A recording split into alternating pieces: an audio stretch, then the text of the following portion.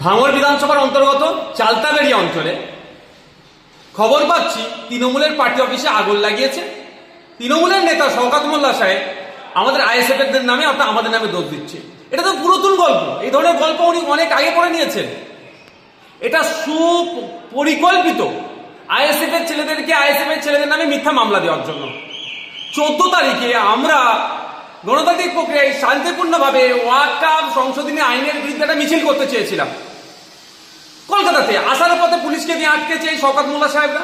সেখানে হিংসা করে আমাদের নামে 5টা মামলা হয়েছে। 5টা মামলাতে বিভিন্ন নেতৃত্বদের নামে মামলা দিয়েছে। এখন দেখছে আরো 22টি কার নামে দেওয়া যেতে পারে। সেই জন্য আমাদের দেখবেন এই এফআইআর করতে যদি করে অভিযোগ দেয় আইএসএফ এর ছেলেদের নামে হবে। আর যদি সঠিক তদন্ত হয় দেখবেন শওকত মোল্লা একটা জড়িয়ে গেছে। তৃণমূল কংগ্রেসের আমি দায়িত্ব নিয়ে বলছি, যদি সঠিক তদন্ত হয় তৃণমূল কংগ্রেস আগুন লাগিয়ে আইএসএফ এর নামে দোষ দিচ্ছে। এখন আমাদের ছেলেদেরকে প্রশাসনের লোক পক্ষ থেকে যে সুমোটো করে যে মামলা দিয়েছে একাধিক ছেলে নামে একাধিক নেতৃত্বের নামে, তা তো আটকে রাখতে পারছে না। এই ধরনের ঘটনা এরা 2-4টে আরো হয়তো ঘটাতে পারে, আইএসএফ এর নামে দোষ দিতে পারে। তবে আমরাও দেখছি পুলিশ নিরপেক্ষ তদন্ত করুক।